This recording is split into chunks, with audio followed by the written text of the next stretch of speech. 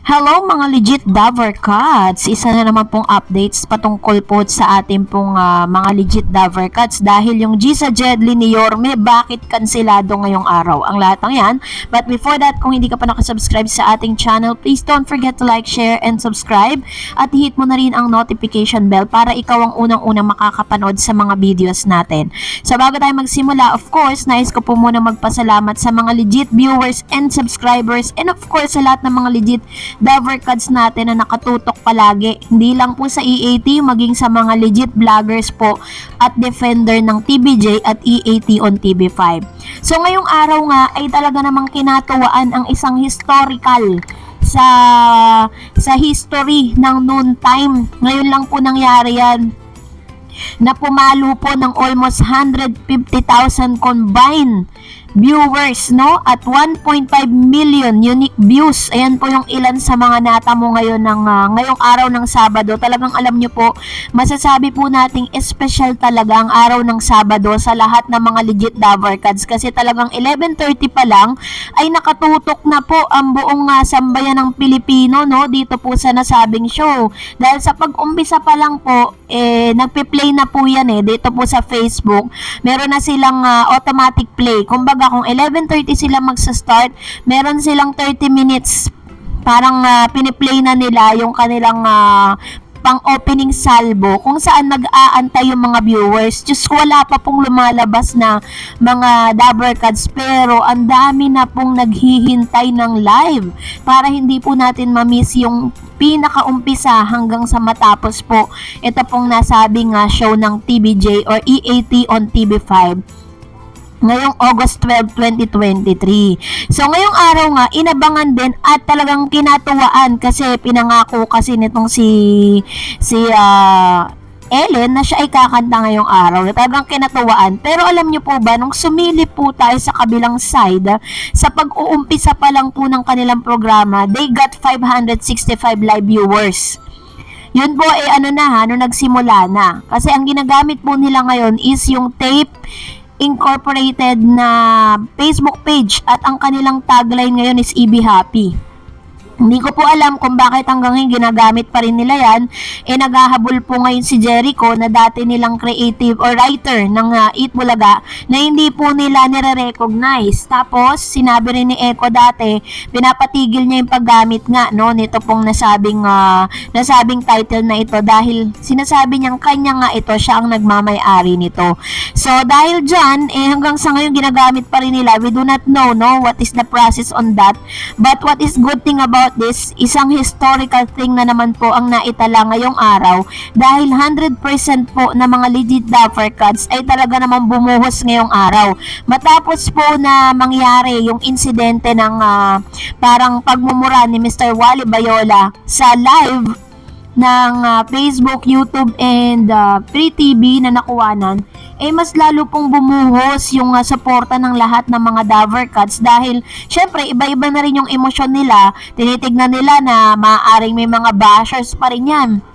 Tinitingnan nila na baka ito yung magiging butas para po manghina ang EAT pero hindi nila alam mas lalo pong tumibay at mas lalong sinuportahan. Alam niyo po habang nanonood ako at natutuwa yung puso ko habang pinanonood yung mga comment section na talagang pinipilit po ng mga legit Dover Cats at ng mga live viewers na umabot ng 100,000 concurrent viewers sa YouTube. Talagang 100,000 tsaka ang ganda po ng signal ngayong araw. Kaya naman sa pagsisimula pa lang ng EAT, nakita na natin agad-agad itong si Mr. Jose Manalo, si Mayor Jose Manalo, talagang kinatuwaan na po yung pag-uumpisa pa lang. At alam natin na matatapos ang EAT, natapos ang EAT ngayong araw na lahat tayo ay nakangiti. Ganun po katindi yung naging effect nito pong si Mayor, talaga namang inabangan din na baka mamaya si Wally wala ngayong araw pero hindi po yun nangyari dahil nasa proseso na po yun.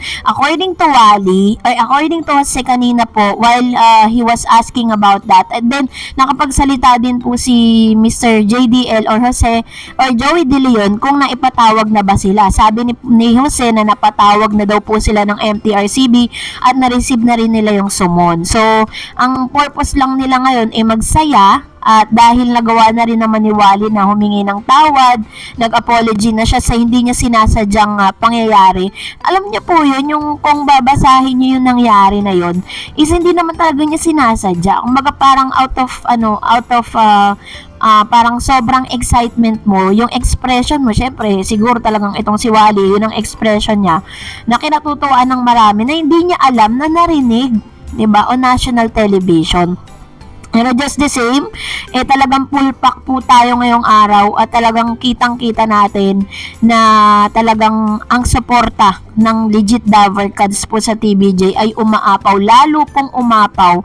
Ngayon lang po nangyari yan na Saturday, nasa YouTube po tayo tinaob ang dami pong naka-live, even ang Showtime, ang concurrent viewers po nila during Sugod Bahay mga kapatid is they got only 40,000 more or less, mas mataas pa nga yun kaysa sa fake Bulaga, diba? So, this is really gonna be a victorious day for EAT, TVJ, at mga legit Davercads. Kaya naman talagang very overwhelming yung support na nakuha po ngayon ng Eat Bulaga.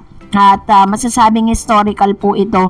And hindi na nga natin namamalayan na patapos na pala yung mga ganong oras. Pero alam nyo po ba na while I was watching Eat Bulaga, or while I was watching EAT dito po sa YouTube and Facebook, tinry ko din na mag-glimpse dun po sa kabila. Inaantay ko kasi 'di ba kadalasan ang kasabayan po ni Mayor Jose Manalo sa Sugod Bahay mga kapatid, itinapantapat siya dito kay Yorme dun sa Gisa Jedli, pero parang ngayong araw hindi ko po sila napanood. Parang iba yung ipinantapat at parang kinansela ngayong araw yung Gisa Jedli. Maaaring siguro parang medyo masakit na sa part kasi na parang nandun sila pero iba yung pinapasalamatan, iba yung ina-anticipate ng tao. Medyo masakit nga talaga sa part nila yun, pero titiisin nila yun dahil tinanggap nila yung offer ng halusos, lalo na to si Paolo na napakayabang, grabe. Sobrang yabang, nakikita ko siya dun, pinapanood ko siya, talagang hindi ko siya kayang tapusin kahit ilang minuto lang. At tinapat siya dito. In fairness to the local government, talaga may mga bago sila ngayong mga bagong games, no? Sabi nga nila magkakaroon sila ng reformation, magkakaroon ng reformat doon po sa nasabing noon time dahil hindi nila kayang pataubin. Even ang It's Showtime, hindi nila kayang pataubin Talagang mas marami pa ring advertisers na nagtitiwala sa It's Showtime. Yung mga advertisers na nagtiwala or nagbigay sa kanila ngayon, yun pa yung mga advertisers na nagtiwala sa TVJ noon dahil tinatapos lang po nila yung kanilang down payment na yung kanilang advance payment doon po para maipalabas yon. Kaya naman good luck na lang So dahil dyan, nandito naman ang ilan sa mga komento ng mga legit Davercads natin. Sabi ni Visitasyon Soriano, sa sobrang tuwa lang yun, nabigla siya high blood pa siya, sa ibang nakakaunawa okay lang yun, at nagsorry naman ayos sa amin kasi legit Davercads ako, sa iba masama. True, iba-iba kasi tayo ng perception At nakita naman natin na yung mga nagre-reklamo, yung mga supporters po ng It's Showtime, syempre di sila makamove on dun po sa pagkain ng cake, diba? Hindi naman ang TVJ ang nagsumun doon, kundi ang taong bayan. Sabi naman ni user JIXB57, katapangan ang humingi ng tawad sa iyong pagkakamali, sinadyaman o hindi,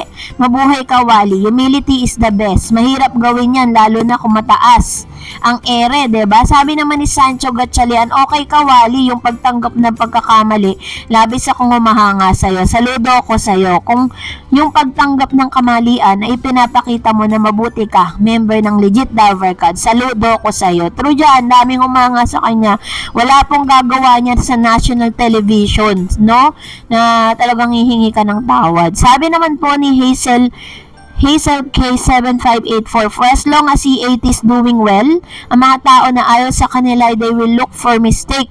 Hope and pray that EAT and team are protected at all times. God is good. Ayan. Alam ko naman po na many people, legit Davercads protected binoprotektahan po natin yung credibility at yung napakagandang ng ginagawa ng EAT. And of course, sabi naman po ni Cherry Radam, ang mahalaga masaya kami at masarap kumain ng tanghalian habang nanonood ng EAT TVJ sa TV5.